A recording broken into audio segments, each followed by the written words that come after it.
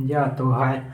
आज हो गया था मैं हैकाथॉन में, तो वहाँ काफ़ी बढ़िया रहा। मतलब मैं बताऊँ तो काफ़ी अच्छा एक्सपीरियंस था। उन्होंने बताया ब्लॉकचेन में स्मार्ट कॉन्ट्रैक्ट कैसे डिप्लॉय करते हैं, तो उसकी पूरी प्रोसेस बताई। लाइक रेमक्स आईडी में स्मार्ट कॉन्ट्रैक्ट कैसे डेवलप करना है, और उनका कुछ टोकन भी था ईडीओ करके।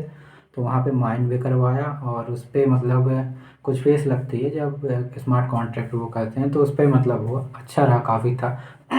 सीखने के लिए मिला है। बट एक्चुअली में स्मार्ट कॉन्ट्रैक्ट का यूज़ मतलब अभी तक मुझे मतलब ट्रांजेक्शन्स के लिए हाँ वो तो सही है, बट और अच्छा मुझे समझना पड़ेगा अभी क्या ही होता है। तो वो अच्छा था एक्सपीरियंस ओवरऑल। और कल भी जाऊंगा, कल वहाँ पे प्रोजेक्ट सबमिट करना है, तो मैं अपना वाला दूंगा प्रोजेक्ट।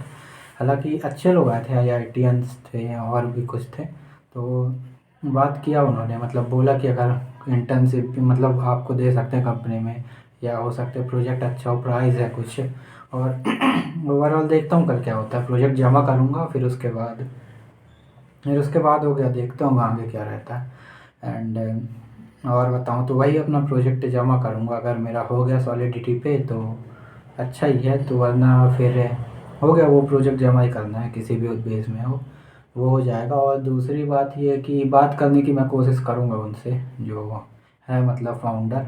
तो देखता हूँ कल कर पाऊँगा या नहीं बात, वो तो वहाँ जाके पता चलेगा।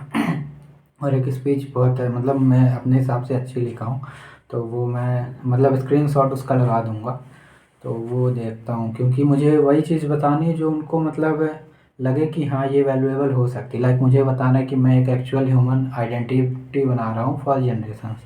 तो वो बताना है अच्छे से कि ये एक डिसेंट्रलाइज ह्यूमन की आइडेंटिटी होगी जो उसका एसेट की तरह वर्क करेगी फॉर जनरेशन तक, और किसी कंट्रोल में नहीं होगा, ऑपरेट नहीं होगी, इन्फ्लेट नहीं होगी, और उसकी वैल्यू कभी डाउन नहीं होगी। तो ये कई टर्म्स मैं इंक्लूड करके पूरे बता दूंगा, तो वो हो जाएगा। ओवरऑल देखूँ तो काफ़ी सही था। मतलब बैठे तो सुबह से शाम तक अभी हैं, 10 बजे गया था, अभी आया हूँ 6 बजे।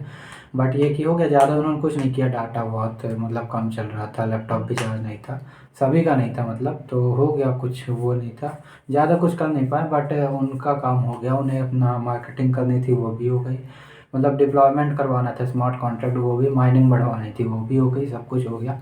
अब देखते हैं आगे उनका क्या होता है। बाकी मैं बताऊँ तो यही अपना कल प्रोजेक्ट बताऊँगा, और फिर देखता हूँ क्या होता है। बाकी ओवरऑल मतलब मुझे थोड़ा डिमोटिवेट लगा, क्योंकि उन्होंने जिस प्रकार से बताया कि आपको मतलब पहले तो एक कोई DRC करके है, ORG डॉट, तो उसमें गया, उसमें माइनिंग का पूरा वो था उनका कि यहाँ से माइन करते हैं, और माइनिंग शुरू किया तो माइनिंग हो रही थी, एक्चुअली मुझे दिख रही थी। तो वो मुझे कहीं ना कहीं वो लगा कि मेरे प्रोजेक्ट में ऐसा कुछ रियल है नहीं कि मतलब माइनिंग हो ही रही है उसकी, क्योंकि मैं तो मतलब माइन कर ही नहीं रहा हूँ ना। कोई बात नहीं, माइनिंग ना सही, पर मतलब अपने प्रोजेक्ट में अभी मुझे बहुत लो फील होने लगा है कि अभी उस एडवांस लेवल पे है नहीं।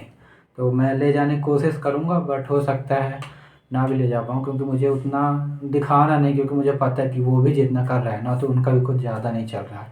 उनकी वैल्यू $0.04 है, एंड उनका मतलब कॉइन की वैल्यू, बट कॉइन नहीं, टोकन ऐसा है। बट कोई मतलब नहीं है ना उनका, मतलब इतनी मार्केटिंग कर रहे हैं, इतना सब कुछ कर रहे हैं, इतना सब हो गया, बट फिर भी वैल्यू नहीं बढ़ रही। वैल्यू बढ़ रही तो मार्केट में कुछ नाम ही नहीं है ना, तो ब्लॉकचेन की नेम का इतना नाम, मतलब ब्लॉकचेन का तो आर्बिट्रम में है शायद, तो वो लेयर 2 और ये लेयर 3 पे मतलब वर्क कर रहे हैं। कोई बात नहीं, ये है। बट अभी इतनी मार्केटिंग कर रहे हैं, इतना सब कुछ कर रहे हैं, बट कुछ नहीं हो पा रहा। लोगों को क्या बता रहे हैं, मतलब स्टूडेंट को बताऊँ तो कुछ नहीं आ रहा था कि मतलब सभी में से बहुतों को 80% ब्लॉकचेन नहीं पता, यूज़ कैसे करते हैं वो नहीं पता। उन्हें मेन वो बताना जो फ़ायदा है, क्योंकि मैं बताऊँ अगर मेन स्टूडेंट ही हैं जो इन्वेस्ट करते हैं, जो एक आध कॉइन को सुन के उसमें इन्वेस्ट करते हैं। बाकी बड़े बड़े तो मतलब कुछ फंडामेंटल देखेंगे या कुछ बोलेंगे। स्टूडेंट मेन, जैसे हैमस्टर कॉम्बेट था और भी कुछ आए थे, तो वो हर जगह पहुँचा था। पाई नेटवर्क भी मतलब आया था और भी चल रहा है। तो मार्केटिंग का बाद भी इतना फ़ायदा नहीं हो रहा है, तो कोई मतलब नहीं उनका। वही बताओ जो उनके लिए यूज़ में है, एंड उन पे मतलब उनको क्या फ़ायदा हो सकता है, उनके कुछ मतलब ऐसा बताओ कि माइन कर रहे हैं तो हाँ उनको फ़ायदा हो रहा है, उसमें ये बताएंगे। बट अभी तक ऐसा कुछ उनका उनके प्रोजेक्ट में था नहीं। तो हाँ, और बताओ, मार्केटिंग तो वैल्यू से होती है मेन, क्योंकि बिटकॉइन जो है वो सिर्फ वैल्यू से ही मार्केट में, अगर बिटकॉइन का नाम क्रिप्टो करेंसी से हटा दे, इथेरियम कितना ही आगे चला जाता है, उसका इतने इंडस्ट्री में नाम नहीं होता।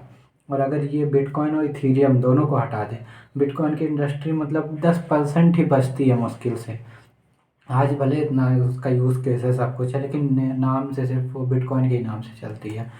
तो कोई बात नहीं, ये आगे मतलब ये ओवरऑल थोड़ा था, बट हाँ मुझे मार्केटिंग करनी है, मुझे फ़ायदे दिखाने पड़ेंगे, कुछ फ्रंट एंड में कुछ ऐसा दिखाना पड़ेगा कि जो हाँ एक्चुअल में है, बट बैक एंड में मैं जो भी कर रहा हूँ कैसे भी कर रहा हूँ, बट फ्रंट एंड में मुझे दिखाना है कि हाँ ये चल रहा है, उनका क्या है, उनको कैसे फ़ायदा मिलेगा और एक्चुअल में क्या हो रहा है। बाकी फंडामेंट मतलब बैक एंड का कुछ ऐसा ज़रूरत नहीं है, क्योंकि कहीं ना कहीं मुझे लगता है पूरा ओवरऑल करिकुलम बता दो, सब कुछ बता दो, लेकिन कुछ हो नहीं पाता।